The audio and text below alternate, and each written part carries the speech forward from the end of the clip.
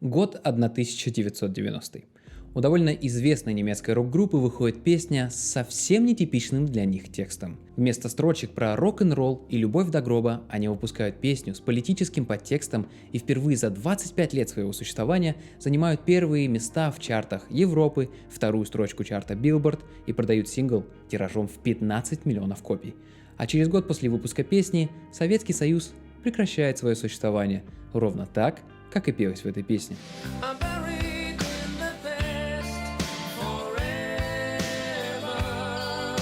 Сегодня поговорим о запутанной и таинственной истории песни Window Change группы Scorpions. Вы на канале Рокабай про истории музыкантов. Подпишитесь на канал и устраивайтесь поудобнее. Мы начинаем.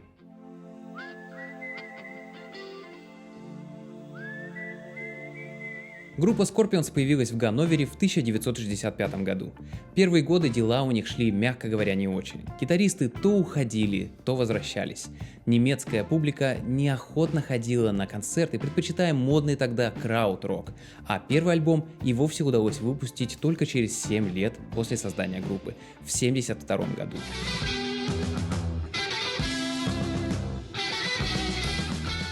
На протяжении 15 лет группа пытается выработать стиль и найти свою аудиторию. Только в конце 70-х группе удается завоевать популярность в Японии, в связи с чем они выпускают концертный альбом Live in Tokyo. А с начала 80-х Scorpions становятся популярными в Штатах и Европе. Ключом к успеху группы стали их пронзительные баллады, в частности, вышедшая в 1984 году Still Loving You. В одной только Франции песня продалась тиражом более 1 миллиона копий. Есть даже легенда, что песня буквально спровоцировала всплеск рождаемости, случившийся примерно через 9 месяцев после выхода сингла. К 90-му году Scorpions были уже всемирно известной рок-группой, записи которой слушали даже в Советском Союзе. При том, что официально в Советском Союзе они даже не продавались.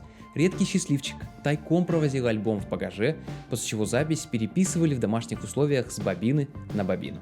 Но даже при такой славе у группы никогда не было хита, который бы достиг первых строчек чартов. Пока не появилась Window Change. Но чтобы рассказать историю этой песни, нам придется вернуться на несколько десятков лет назад. В конце 70-х почти 30-летний Гарольд Миллард МакГи задумался о смене профессии. Отслужив в армии и успев поработать менеджером по продажам стройматериалов, он познакомился с музыкальным менеджером, который разглядел в молодом Гарольде потенциал и дал ему в качестве первой работы малоизвестную группу Night Flight. Задача Гарольда заключалась в том, чтобы делать группу счастливой, и Гарольд отлично справлялся. Группа останавливалась в дорогих отелях, пила самое дорогое шампанское и могла заказать лимузин в любое время суток. При том, что самый успешный хит группы If You Want It смог добраться только до 37-й строчки чарта Billboard. В 1982 году, после работы с еще несколькими не самыми коммерчески успешными группами, Гарольд попадает на концерт тогда еще никому неизвестных Motley Crue. Несмотря на удивительные по масштабу шоу и дебютным альбомом за плечами, у группы было много проблем. Кроме столкновений с полицией и драк с посетителями клубов, у группы не было денег. Из-за этого им даже пришлось закончить свой тур раньше времени. В тот вечер Гарольд убедил группу, что сможет решить их проблемы. Так и вышло. С Гарольдом группа забыла о всех проблемах еще до того, как стала популярной. Через какое-то время вложения Гарольда в Motley Crue стали окупаться, и Гарольд решил расширять бизнес. Он поменял свое имя с Гарольда Милларда на Дока МакГи, основал компанию McGee Entertainment и взял под свое крыло такие группы, как Bon Jovi, Skid Row и Scorpions. Под руководством Дока МакГи группы гастролировали по миру, записывали альбомы и ни в чем себе не отказывали. Пока в 1987 году Док МакГи не оказался на скамье подсудимых за организацию перевозки из Колумбии в США 20 тонн марихуаны. Ему светило 30 лет, но Док признал вину и пошел на сделку со следствием. По условиям сделки Док МакГи должен был создать фонд Make a Difference и потратить на него $250 тысяч и 3000 часов своего времени. Фонд должен был организовывать концерты, деньги с которых пойдут на кампании по борьбе с наркотиками. Док выполнил все и даже организовал один из фестивалей с участником рок-группы Черепашки-ниндзя. Да, оказывается, и такая тоже была. По заверениям Дока МакГи, этого было достаточно, чтобы избежать заключения. Но какое совпадение, что всего через год, в 89-м, этот фонд вместе с его подопечными группами, включая Scorpions, организовывает фестиваль по борьбе с наркотиками в Москве. Возможно, борьба с наркотиками в США была не единственной сферой интересов тех людей, которые отмазывали Дока от 30 лет тюрьмы. История знает несколько примеров, когда искусство использовалось в целях пропаганды. Так, например, в 1961 году фонд «Американское общество африканской культуры» предложил Нине Симон выступить на фестивале в только получившей независимость Нигерии. Идеей фестиваля было улучшение сотрудничества между темнокожими музыкантами Штатов и Нигерии. И Нина Симон согласилась, для нее это было очень важным, в том числе политическим актом. Тем более, что фестиваль организовывало не государство, к которому у Нины Симон было очень много вопросов.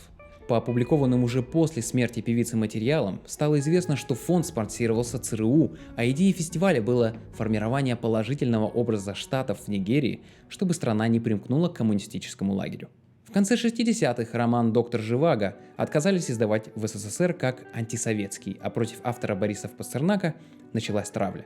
По рассекреченным в нулевых и десятых документам стало известно, что ЦРУ, видевшие тогда в романе огромную пропагандистскую ценность, напечатали 10 тысяч копий на русском языке и помогали с распространением романов в странах социалистического блока. И это только рассекреченные материалы 60-х годов. Возможно, через 20 лет мы узнаем, какие операции проводили ЦРУ в конце 80-х. Но вернемся к самому фестивалю 89 года и истории Wind of Change.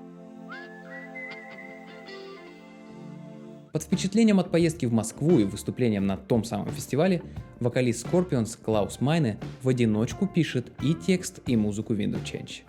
Хотя за 25 лет существования группы он ни разу не писал музыку, а все его тексты были не про ветер перемен, а про секс и рок-н-ролл. Поразительно, что черновик песни с точной датой написания сохранился и находится в музее Бонна в Германии. Клаус Майне рассказывал позже в одном из интервью, что однажды к нему в номер отеля постучалась женщина и попросила насвистеть Wind of Change. Клаус насвистел, женщина смущенно засмеялась и ушла. За несколько минут до этого ему позвонил Док МакГи и сказал, что встречи с Клаусом просит сотрудница американских спецслужб. Док, который за несколько лет до этого заключил сделку со следствием, чтобы не сесть на 30 лет. Неясные и слишком простые условия сделки Дока МакГи, известной операции ЦРУ по антикоммунистической пропаганде, поразительно аккуратно задокументированный факт написания песни, загадочные фанатки ЦРУшницы. Из всего этого родилась теория, что Wind of Change была частью плана по продвижению западных идей за железный занавес. Якобы песню написал не Клаус Майне, а люди из ЦРУ, и якобы Док МакГи, который был еще должен за тот самый корабль наркотиков, свел нужных людей с вокалистом популярной в СССР группы, и они сделали Клаусу предложение, от которого тот не смог отказаться. Или, как в случае с Ниной Симон, Клаус, возможно, даже не знал, с кем он разговаривал и какими были их цели. Согласитесь, занятная теория. Текст 5-минутной песни может гораздо легче посеять в головах молодежи идею о необходимости перемен, чем 500-страничная книга. Но давайте будем честными. Мысль про то, что песня в 5 минут заест в голове и породит какую-то мысль, красивая, но уж больно фантастическая.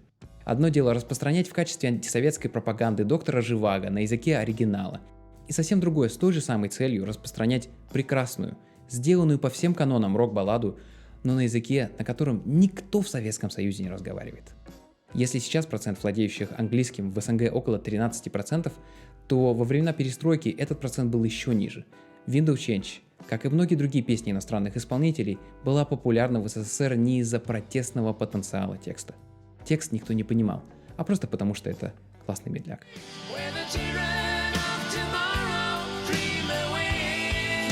Как бы там ни было, заслуги группы Scorpions и их менеджера Дока МакГи в популяризации рок-музыки в наших странах сложно переоценить. А целая теория заговора вокруг Wind of Change делает Scorpions только интереснее и вызывает желание лишний раз переслушать любимую музыку детства. Пожалуй, этим я и займусь после видео. Делитесь в комментариях ваши любимые конспирологии, связанные с музыкантами, и, возможно, мы сделаем про это отдельное видео. Меня зовут Рома, это канал Рокабай про историю музыкантов. Не забывайте подписаться на канал, надеюсь, вам было интересно. Всего хорошего.